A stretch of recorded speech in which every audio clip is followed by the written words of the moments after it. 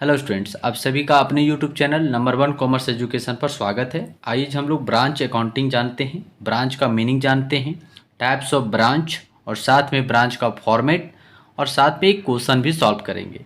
आइए first of all जानते हैं ब्रांच का मीनिंग। सिंपल सा ब्रांच का मीनिंग है स्टूडेंट्स कि एक इसका हेड ऑफिस रहेगा और इसका कई शहरों में छोटे छोटे ब्रांच रहेंगे, जहाँ पे इस हेड ऑफिस का सेम तरह का सर्विस प्रोवाइड करेगी। ध्यान रखिएगा, सेम तरह का सर्विस होनी चाहिए, ठीक है। यदि आप यदि नेटवर्क का सर्विस प्रोवाइड करती है एक रिलायंस कंपनी, तो हेड ऑफिस इसका जो है उसका नेक्स्ट जो ब्रांच होगा उसका नेटवर्क ही सर्विस प्रोवाइड होनी चाहिए।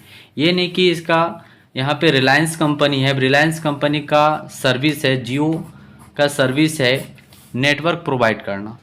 अब यहाँ पे नेटवर्क के जगह पे कोई सामान बेचने वाला सर्विस या ब्रांच हो जाए तो उसको हम लोग ब्रांच नहीं कहेंगे। यदि उसका हेड ऑफिस अगर नेटवर्क का सर्विस प्रोवाइड करती है तो जस्ट उसका जो ऑफिस होगा नेटवर्क से ही रिलेट होनी चाहिए, तब हम लोग उसको ब्रांच कहते हैं, ठीक है स्टूडेंट्स। तो आइए हम लोग जानते हैं फर्स्ट ऑफ ऑल मीनिंग। इसमें एक इम्पॉर्टेंट चीज़ है कि जो भी यहाँ पे ब्रांच होंगे अलग अलग शहरों में, इसका कंट्रोल कौन करेगा? हेड ऑफिस करेगा स्टूडेंट्स। आइए देखिए, the place of business from where we control whole of the organisation is called head office, ठीक है। And all the other place of business are known as branches, ठीक है।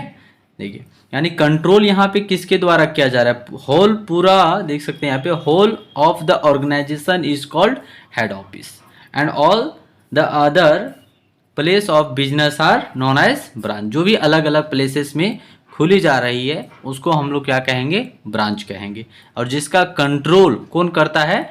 Head office करता है पूरा। आइए देखते हैं यहाँ पे नेक्स्ट क्या है। From accounting point of view branches can be classify of under, यानी ब्रांच को कितने भागों में बांटा गया है। आइए देखिए,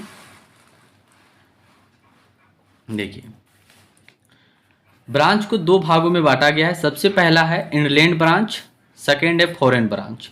इनलैंड ब्रांच को हम लोग इंडियन ब्रांच भी कहेंगे या फिर डोमेस्टिक ब्रांच कहेंगे।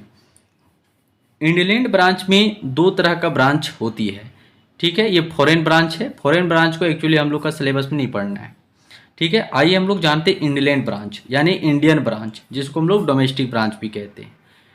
इंडियन ब्रांच दो तरह का ब्रांच है। पहला स्मॉल सेल ब्रांच कहेंगे और या फिर लार्ज ब्रांच कहेंगे, जिसको ये ज़्यादा प्रचलित नाम है डिपेंडेंट ब्रांच और इनडिपेंडेंट ब्रांच। देखिए, डिपेंडेंट मतलब क्या है? स्मॉल अभी छोटी ब्रांच है, और इनडिपेंडेंट का मतलब क्या है? बड़ा ब्रांच हो गया, वो खुद से अपने बिजनेस को चला सकती है। बट डिपेंडेंट ब्रांच क्या है? वो अभी खुद से अपने बिजनेस को रन नहीं कर सकती है, तो उसको हम लोग क्या कहेंगे? डिपेंडेंट। यानी अभी हेड ऑफिस के ऊपर क्या है? ये डिपेंड है। जो ऐसा हेड ऑफिस ऑर्डर देगा उसके अकॉर्डिंग ही ये डिपेंडेंट ब्रांच को वर्क करना होगा, ठीक है।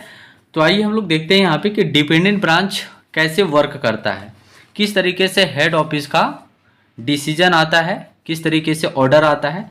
तो तीन तरीके से डिपेंडेंट यदि ब्रांच है तो तीन तरीके से इसको वर्क करनी होती है। हेड ऑफिस इसको कहिए आप तीन तरीके से ऑर्डर देता है वर्क करने के लिए। पहला, goods receive from head office and only cash cell, ठीक है। देखिए, हेड ऑफिस से गुड्स रिसीव किया जाएगा और ओनली कैश सेल करेगा, ठीक है। यहाँ पे एक चीज़ ध्यान रखिएगा, यहाँ पे कॉस्ट प्राइस पर हेड ऑफिस गुड्स सेंड करेगी, ठीक है। नेक्स्ट है goods receive from head office of cash sales and credit sale. यहाँ पे ऑर्डर क्या दे रही है? कैश सेल भी बेचने के लिए और क्रेडिट सेल भी बेचने के लिए, ठीक है। यहाँ पे भी जो गुड्स रिसीव्ड होगी वह कॉस्ट पर ही होगा, ठीक है, कॉस्ट पर, ध्यान रखिएगा।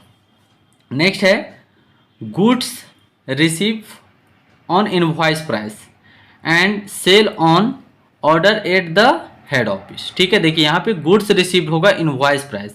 इनवॉइस प्राइस को हम लोग दो नाम से जानते हैं। इनवॉइस प्राइस को हम लोग इनवॉइस प्राइस को सेलिंग प्राइस भी कहते हैं, ठीक है। सेलिंग प्राइस जिसमें क्या होगा, कॉस्ट प्लस प्रॉफिट ऐड रहेगा, ठीक है, जिसमें कॉस्ट प्लस प्रॉफिट ऐड रहेगा, इसको हम लोग इनवॉइस प्राइस कहते हैं। ये मेरा सेलिंग प्राइस हो गया, ठीक है, यानी इनवॉइस प्राइस। आइए, तो ठीक है, यहाँ पे ध्यान रखनी है कि कितने तरीका से यानी एक हेड ऑफिस डिपेंडेंट ब्रांच को ऑर्डर देगी। तो 3 तरीके से। पहला क्या है, कैश सेल, सिर्फ बेचना है किस तरीके से सामान को, कैश सेल के तरीका से। दूसरा में है कि cash cell and credit cell, दोनों तरीका से एक डिपेंडेंट ब्रांच बेच सकती है सामान। और तीसरा में है कि ये यहाँ पे है कि कैश सेल और क्रेडिट सेल दोनों होगा यहाँ पे भी, यानी इनवॉइस प्राइस पर जो गुड्स सेंड की जाएगी हेड ऑफिस से, यहाँ पे dependent branch cash cell and credit cell दोनों तरीका से बेच सकती, क्रेडिट सेल, ठीक है, ये ध्यान रखिएगा। चलिए आइए नेक्स्ट हम लोग देखते हैं मीनिंग। अब मीनिंग को आप अपने कॉपी में नोट डाउन कर लेंगे, ठीक है, इम्पोर्टेंट है ये। देखिए क्या है, तो डिपेंडेंट ब्रांच का मतलब आप लोग को समझ में आया होगा। डिपेंडेंट ब्रांच किसे कहा जा रहा है, जो हेड ऑफिस से कंट्रोल होती है उसको हम लोग डिपेंडेंट ब्रांच कहते हैं। इंडिपेंडेंट ब्रांच जो खुद से अपना बिजनेस को रन करती है, उसे हेड ऑफिस का ज़रूरत नहीं है, सिंपल भाषा में आप कह सकते हैं। देखिए इंडलैंड ब्रांच है ना, यानी कि इंडियन ब्रांच, डोमेस्टिक ब्रांच कहते हैं। क्या बोला, all the branches which are situated in the same country, यानी कि वैसा ब्रांच जो अपने ही राज्य में है या फिर अपने ही देश में है, ठीक है, in the same country of head office will be known as domestic branch. इसको हम लोग क्या कहते हैं, डोमेस्टिक ब्रांच कहते हैं। This can be classified as under, यानी कि डिपेंडेंट ब्रांच को 2 वर्गों में बांटा गया है, देख सकते हैं यहाँ पे। अभी हम लोग देखे थे, पहला था डिपेंडेंट ब्रांच, दूसरा इंडिपेंडेंट ब्रांच। डिपेंडेंट ब्रांच का मीनिंग क्या होता है, अभी हमने कुछ देरी पहले एक्सप्लेन किया है। स्टूडेंट्स, यदि आप हमारे चैनल पर नए हैं तो प्लीज़ आप हमारे चैनल को सब्सक्राइब करिए, क्योंकि मैं लगातार कंटिन्यू मैं इसी तरीके से आपके लिए वीडियो, छोटा छोटा कॉन्सेप्ट और लॉन्ग तरह का भी क्वेश्चन मैं अपलोड करते रहता हूं। इसलिए आपसे रिक्वेस्ट है कि आप हमारे चैनल पर है तो प्लीज़ आप चैनल को सब्सक्राइब कर लें, आपके बेनिफिट के लिए ये चैनल है, ठीक है। चलिए देखिए मीनिंग क्या है, डिपेंडेंट ब्रांच कह रहा है those branches which do not maintain any books of accounts because their transaction are recorded in head office books of accounts। Students, आप डिपेंडेंट ब्रांच के और अपने तरीका से भी आप मीनिंग लिख सकते हैं, अपने लैंग्वेज में भी लिख सकते हैं। मैंने कुछ इंपॉर्टेंट चीज़ को यहाँ पे बताया है। क्या बताया है, those branches which do not maintain any books of accounts, यानी कि जो डिपेंडेंट ब्रांच है वो कोई बुक्स अपने बुक में अकाउंट रिकॉर्ड नहीं करता है, because their transaction are recorded in head office. ये जो ट्रांजेक्शन होता है वो हेड ऑफिस के बुक में रिकॉर्ड होता है, ठीक है। आप अपने बुक से या फिर और आप कहीं से डिपेंडेंट ब्रांच के बारे में और अच्छे तरीक़ा से आप लिख सकते हैं और लॉन्ग बना सकते हैं, ठीक है। मैंने कुछ कॉन्सेप्ट, सिर्फ नॉर्मल कॉन्सेप्ट दिया है, ठीक है, कॉन्सेप्ट को दिया कि डिपेंडेंट ब्रांच का वर्क क्या है, ये भी ठीक है, आप इसको भी लिख सकते हैं 2 नंबर, कोई दिक्कत नहीं है। आइए सेकंड जानते हैं, इंडिपेंडेंट ब्रांच क्या है। इंडिपेंडेंट ब्रांच कह रहे those branch who maintain this separate books of account, ये खुद अपना सेपरेट बुक्स ऑफ अकाउंट बनाएगी। Independently from head office will be known as independent branch, जिसको हम लोग क्या कहते हैं, इंडिपेंडेंट, जिसका यानी जो ब्रांच खुद से अपना सेपरेट बुक्स ऑफ अकाउंट बनाती है उसको हम लोग क्या कहते हैं, इंडिपेंडेंट, जिसको किसी के ऊपर डिपेंड नहीं है ये, ठीक है students. Same to same foreign branch का भी मीनिंग आप देख सकते हैं, सेम है इंडिपेंडेंट ब्रांच की जैसा। Those branches which are situated outside the country. ये सबसे पहले कि फॉरेन ब्रांच है तो ये अपने देश में नहीं रहेगा, यानी इंग्लैंड डोमेस्टिक नहीं रहेगा, ये आउटसाइड कंट्री रहेगा। Situated outside the country of head office will be called foreign branches, है ना। आगे क्या है, foreign branches are always independent. Foreign branch हमेशा क्या रहेगा, वो इंडिपेंडेंट रहेगा branches, because currency of head office books and, आगे देखिए, ओहो दिख रहा था या नहीं, देख सकते हैं यहाँ पे पूरा, आप देख लीजिए, दिख गया। चलिए आप लिख लेंगे हेड ऑफिस बुक्स एंड, आगे क्या है देखिए, क्या है, ब्रांचेस ट्रांजेक्शन आर डिफरेंट, मतलब डिफरेंट रहेगा, ठीक है। फॉरेन और इंग्लैंड का दोनों में ट्रांजेक्शन क्या रहेगा, डिफर रहेगा, अंतर रहेगा। चलिए अब नेक्स्ट हम लोग देखते हैं, यहाँ पे आप मीनिंग को लिख लेंगे, और यदि आपको अच्छी लिखनी है तो अपने बुक से भी आप लिख सकते हैं, ठीक है। वैसे ये भी ठीक है, कोई दिक्कत नहीं है, यहाँ पे भी ठीक बताया गया है। चलिए नेक्स्ट देखिए, accounting of branches in the books of head office. 3 method से आप अकाउंटिंग करेंगे, ठीक है। पहला मेथड क्या है, सिंपल या फिर डेटर मेथड कहते हैं, ठीक है, सिंपल या फिर डेटर मेथड। चलिए नेक्स्ट यहाँ पे देखिए, दिख रहा है आप सभी को। आप कमेंट बॉक्स में जाइए और कमेंट करके ज़रूर बताइएगा कि हमारी क्लास कंटिन्यू आप तक पहुँचती है या नहीं, ठीक है। क्योंकि मैं लगातार जैसा कमेंट होता है कि किस क्लास का, सेमेस्टर 1, 2, 3 या 11, 12 किस क्लास का चाहिए वीडियो, मैं उस तरीके से ही बनाता हूँ, कमेंट के अकॉर्डिंग बनाता हूँ, तभी हमें पता चल पाता है। चलिए आइए, सिंपल और डेटर मेथड पहला हो गया, दूसरा क्या, फाइनल अकाउंट मेथड हो गया, तीसरा है स्टॉक एंड डेटर मेथड हो गया, और चौथा है होलसेल ब्रांच मेथड हो गया, ठीक है। आज हम लोग सिंपल मेथड को देखेंगे। आइए नेक्स्ट देखते हैं फॉर्मेट स्टूडेंट्स। आइए, फॉर्मेट इंपॉर्टेंट है, ठीक है। देखिए पहला, ऐसे ये सिंपल मेथड जो डेटर मेथड है, इसी फॉर्मेट के अकॉर्डिंग सभी मेथड का क्वेश्चन सॉल्व हो जाएंगे, ठीक है। ये आप कह सकते हैं कि सिंपल मेथड आप जान गए, ऐसे एग्जाम के पॉइंट भी से ये इंपॉर्टेंट है। सिंपल मेथड और अगला जो मेथड है हम लोग का फाइनल अकाउंटिंग मेथड, थोड़ा थोड़ा अंतर होगा, ठीक है। मतलब प्रॉफिट लॉस, मतलब जो प्रॉफिट आएगा आप इस मेथड से बनाए तो भी प्रॉफिट उतना ही आएगा, आप फाइनल अकाउंट मेथड बनाएंगे प्रॉफिट सेम आएगा स्टूडेंट, खाली थोड़ा सा रिकॉर्डिंग का तो तरीका हो जाएगा, वो थोड़ा नाम भी चेंज हो जाएगा, ठीक है। जैसे प्रॉफिट लॉस अकाउंट हम लोग बनाते थे ना, ट्रेडिंग प्रॉफिट लॉस अकाउंट, उसके अकॉर्डिंग बनेगा वहाँ पे। लेकिन इंपॉर्टेंट ये है, अब ध्यान रखिएगा, जो एग्ज़ाम में ज़्यादातर क्वेश्चन पूछा जाएगा सिंपल यानी डेटर मेथड से क्वेश्चन पूछा जाएगा, ठीक है। क्योंकि हम लोग वो चीज़ पढ़ चुके हैं पिछले, कभी फर्स्ट ईयर में हम लोग पढ़ चुके हैं, हम लोग का नया चीज़ ये सीखना है। आइए क्या है, in the books of head office, ये हम लोग डिपेंडेंट ब्रांच पढ़ रहे हैं, तो किसके बुक में बनेगा, हेड ऑफिस के बुक में बनेगा, ब्रांच अकाउंट बनेगा, ठीक है। देखिए नॉमिनल अकाउंट है, ठीक है, ये ध्यान रखिएगा, नॉमिनल अकाउंट से, जहाँ पे डेबिट साइड में एक्सपेंसेस को रिकॉर्ड किया जाएगा और क्रेडिट साइड में प्रॉफिट लॉस। ध्यान रखिएगा, 1 नंबर में क्वेश्चन पूछा जाएगा एग्जाम में, है ना। आइए पहला, first of all to balance BD, opening में क्या क्या लिखना है, जैसे ओपनिंग स्टॉक रह सकता है, petty cash, debtor, furniture, prepaid expenses, ठीक है। और क्या है देखिए,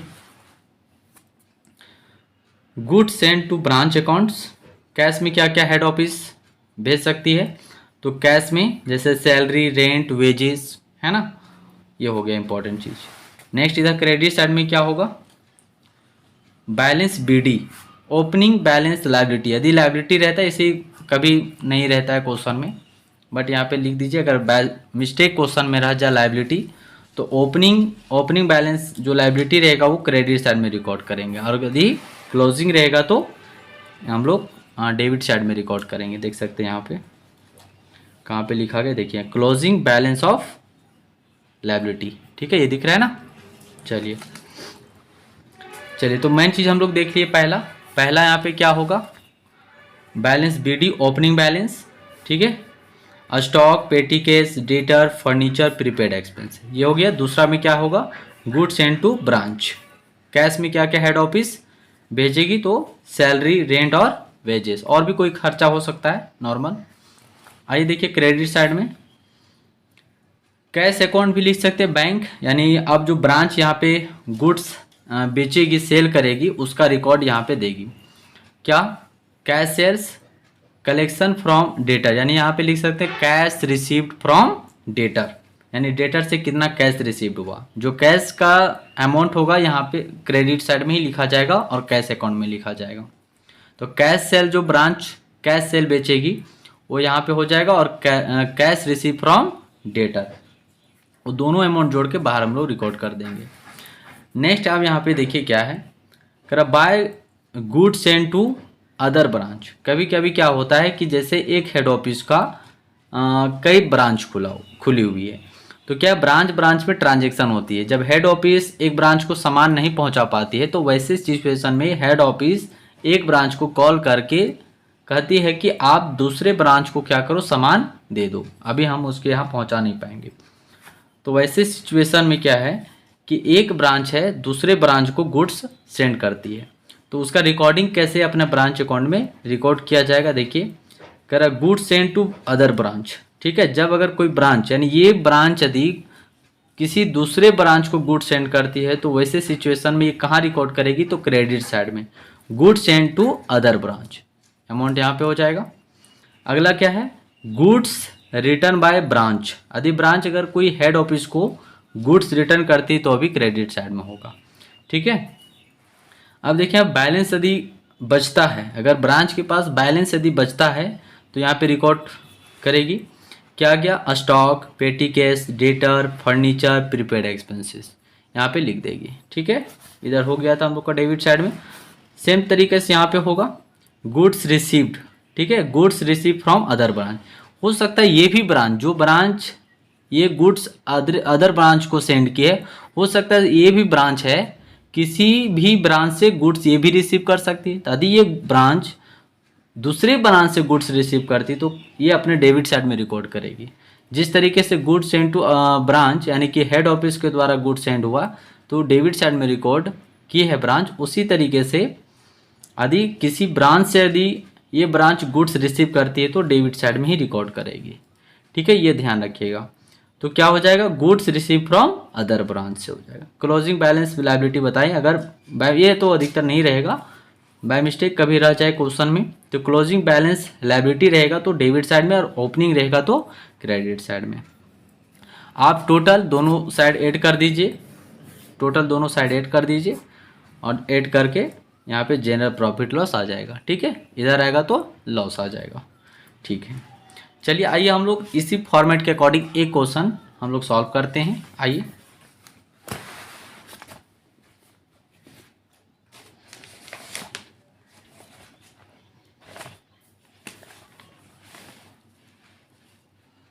देखिए, यहाँ पे फर्स्ट क्वेश्चन है, क्वेश्चन नंबर 1 क्या है, Ram Bansi silk mills of Bhagalpur has their branch at Indore. Branch कहाँ पे है, इंदौर में है। The following are the transaction between the head office, transaction दोनों के बीच में हुआ है, and branch for the year in date 31 March 2019 को। क्या क्या इन्फॉर्मेशन है वो ध्यान रखिएगा। पहला ओपनिंग स्टॉक दिया हुआ है, देख सकते हैं ओपनिंग स्टॉक 9600 दिया हुआ है, ठीक है। Good supplied to branch, head office ने गुड सप्लाइड कितना किया, 96,000 का किया है। कैश में क्या क्या भेजा है, तो सैलरी, रेंट और अदर एक्सपेंसेस भेजा, टोटल 7,240 रुपया। इधर देख सकते हैं कैश सेल ब्रांच, यानी कैश सेल बेची है तो 1,10,000 का, क्लोजिंग स्टॉक बचा हुआ है 30,000 का, और क्लोजिंग पेटी कैश 40 का बचा हुआ है, ठीक है। ये हमारे टोटल क्वेश्चन है, ठीक है। आगे क्या है, so the branch account affair in the head office book में। चलिए आइए हम लोग सॉल्व करते हैं।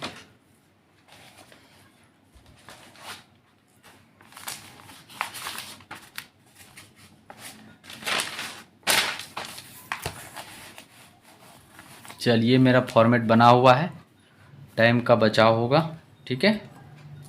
चलिए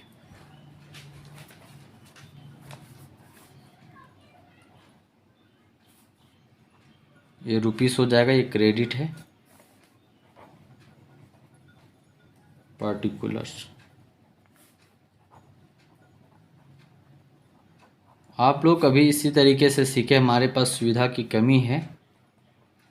ठीक है, चलिए फिर भी मैं प्रयास कर रहा हूँ आप सभी को अच्छा से अच्छा सर्विस देने के लिए। आइए, क्वेश्चन आप देख पा रहे होंगे कि आप अधिक क्वेश्चन को नोट डाउन कर लेते हैं तो बहुत अच्छा। ऐसे आप क्वेश्चन आप देख सकते हैं, SPPD पब्लिकेशन का है। ठीक है, SPPD पब्लिकेशन का बुक है। क्वेश्चन नंबर 1 का बी है। फर्स्ट ऑफ ऑल क्या बताए थे यहाँ पे, बैलेंस BD। ठीक है, जिसमें से पहला क्या था, स्टॉक। ठीक है, और एक और ओपनिंग में था, सिर्फ ओपनिंग ही है स्टूडेंट्स। ठीक है, तो स्टॉक कितना का था, 9600 का था, 9600। ठीक है, ये बाहर में कर देंगे 9600। ठीक है, second, good supplied, good supplied, supplied या सेंड भी लिख सकते हैं, लिख देते हैं हम send, good send to branch. Branch का नाम लिख देंगे, कहाँ पे, इंदौर ब्रांच है। चलिए कोई दिक्कत नहीं, आप लिख सकते हैं 96,000 का। ठीक है, चलिए नेक्स्ट यहाँ पे हो जाएगा, कैश भी साथ में भेजी है हेड ऑफिस। क्या क्या कैश में है, एक सैलरी, ओहो दिख रहा है नहीं, चलिए यहाँ पे देखिए सैलरी, सैलरी कितना का है, 4,800। रेंट है 2,160 और अदर एक्सपेंसेस 280। टोटल ऐड करके है 7,240। ठीक है, चलिए अब इधर लिखते हैं हम लोग,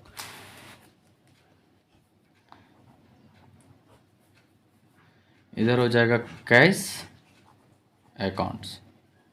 ठीक है, अब देखिए यहाँ पे हेड ब्रांच ने कैसे सामान को बेची है। तो ऐसे पहले यहाँ पे हम लोग ब्रांच में भी हेडलाइन में बता दिया गया था कि ये जो भी ब्रांच यहाँ पे ऑर्डर 3 तरीके से हेड ऑफिस ने ब्रांच को ऑर्डर मतलब देती है। पहला ऑर्डर था कि कैश सेल बेचने के लिए ओनली फॉर कैश सेल। ठीक है, सेकेंड में क्या था, कैश सेल और क्रेडिट सेल भी बेच सकती है हेड ऑफिस। ठीक है, तो ओनली फॉर यहाँ पे भी बताया गया है कि सिर्फ और सिर्फ कैश सेल ही बेचनी है ब्रांच को। ठीक है, तो सिर्फ यहाँ पे देखिए ब्रांच ने कैश सेल कितना का की है, तो कैश सेल, कैश सेल 1,10,000 का। ठीक है, और नेक्स्ट होगा बैलेंस CD, जिसमें से स्टॉक है 30,000 का और पेटी केस भी क्लोजिंग है, पेटी केस 30,040। एक बार क्वेश्चन को पूरा देख ले कि पूरा रिकॉर्ड हुआ है या नहीं। तो देखिए पूरा रिकॉर्ड हो चुका है। अब टोटल इसको ऐड करिए, टोटल इसको अब ऐड करिए तो कितना हो जाएगा, 1,10,000 और 30,040, यानी 1,40,040 रुपया। ठीक है, चलिए अब इसको माइनस करके आप बताइए कितना हो जाएगा, 1,00,000, ओहो 1,40,040 रुपये, ये क्या निकल जाएगा, आप माइनस करके बताइए। General profit loss account, if profit. ठीक है, चलिए अब माइनस करके बताइए तो कितना हो जाएगा। चलिए बताइए, इसका टोटल माइनस करने पर 27,200 आ जाएगा। ठीक है, ये हम लोग का आंसर हो जाएगा। ठीक है स्टूडेंट्स, हम लोग नेक्स्ट वीडियो में मिलते हैं। लेकिन नेक्स्ट वीडियो के लिए या फिर नेक्स्ट क्लास के लिए स्टूडेंट्स आप एक बार ज़रूर कमेंट करिए और प्लीज़ आप हमारे चैनल को ज़रूर सब्सक्राइब करिए, क्योंकि हम लोग को बहुत ही मेहनत के साथ वीडियो को बनानी होती है।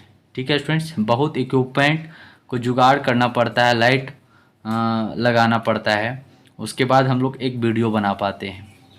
ठीक है स्टूडेंट्स, यदि आप चाहते हैं कि नेक्स्ट क्वेश्चन किसी भी हेडलाइन से, जैसे आगे हेडलाइन है वहाँ पे कैश सेल, क्रेडिट सेल भी ब्रांच गुड्स से बेचेगी, तो उसके अकॉर्डिंग में हम लोग डेटर अकाउंट को भी तैयार करना पड़ता है।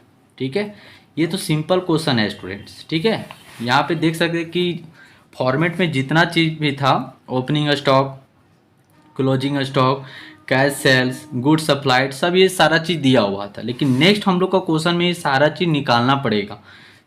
चाहे ओपनिंग स्टॉक निकालना पड़ सकता है, ठीक है, क्लोजिंग स्टॉक निकालना पड़ सकता है, ओपनिंग डेटर निकालना पड़ सकता है ना, क्लोजिंग डेटर निकालना पड़ सकता है, गुड्स सप्लाइड निकालना पड़ सकता है, कैश रिसीव फ्रॉम डेटर निकालना पड़ सकता है, कैश से मतलब हर चीज़ को निकालनी पड़ सकती है।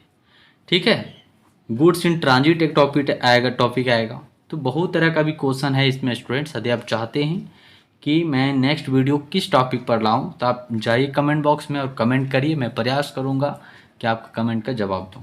ठीक है स्टूडेंट्स, थैंक यू।